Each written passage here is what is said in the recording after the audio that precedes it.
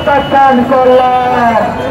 প্রিয় বন্ধুগণ, ইতিমধ্যে আপনারা দেখেছেন ইউরোপ, আমেরিকা তথা পশ্চিমা বিশ্ব এই সরকারকে স্পষ্টভাবে জানিয়ে দিয়েছে বাংলাদেশে আগামীতে কোন 14 সাল 18 সাল মার্কা নির্বাচন আমরা গ্রহণ করব না।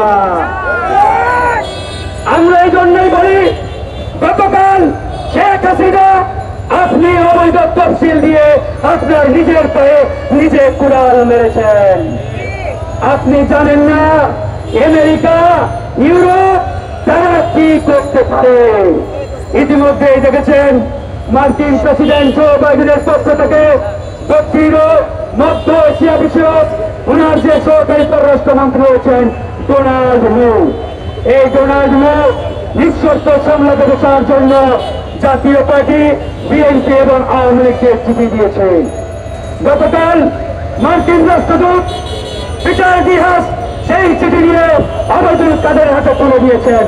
যখন সেই চিঠি জনাব কাদের সাহেব এই যে পাশের সচিবালয়, এই সচিবালয় বসে তিনি গ্রহণ করছিলেন, তখন ওনার চোখে মুখে একটা কালো ছাপ আমরা দেখতে পেয়েছি।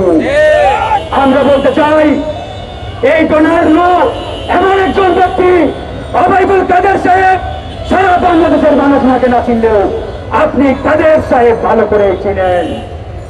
এই দক্ষিণ এশিয়ার অসংখ্য দেশের পট পরিবর্তনে ডোনাল্ড মু পিছন থেকে কাজ করেছেন। আপনারা ইতিহাস জানেন, পাকিস্তানের সাবেক প্রধানমন্ত্রী, জননন্দিত প্রধানমন্ত্রী, যার জনসমর্থন ছিল প্রায় 80 থেকে 90%, সেরকম একটি জনপ্রিয় প্রধানমন্ত্রীকে এই ডোনাল্ড মু পাকিস্তানের ক্ষমতায় থাকতে দেয় নাই। আর আপনি শেখ হাসিনা, আপনার 2% জনসমর্থন নেই। আপনি যদি মনে করেন আমেরিকার সাথে টক্কর দিয়ে, আমেরিকার সাথে পাল্লা দিয়ে ক্ষমতার চেয়ারে বসবেন, আমি বলবো আপনি ভোটচোর শেখ হাসিনা এখনো ঘুমের ঘরে রয়েছে।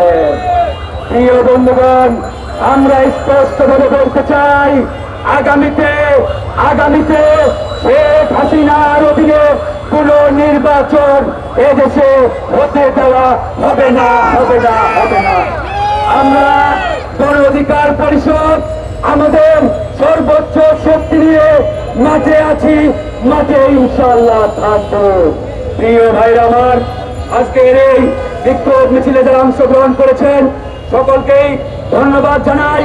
একই সাথে আহ্বান জানাই, আমাদের এই লড়াই যতক্ষণ না পর্যন্ত শেখ হাসিনা পদত্যাগ করেন ততক্ষণ পর্যন্ত এই লড়াই চলবে। ইতিমধ্যে শেখ হাসিনা নরম কামড় দেওয়া শুরু করেছে। বিভিন্ন বিরোধী রাজনৈতিক দলের নেতাদের গ্রেপ্তার করে শেখ হাসিনা এই চলমান আন্দোলন বন্ধ করতে চায়। আমরা বলতে চাই, এই গ্রেপ্তার, ভয়ভীতি, হামলা চালিয়ে আমাদের এই আন্দোলন দমানো যাবে না।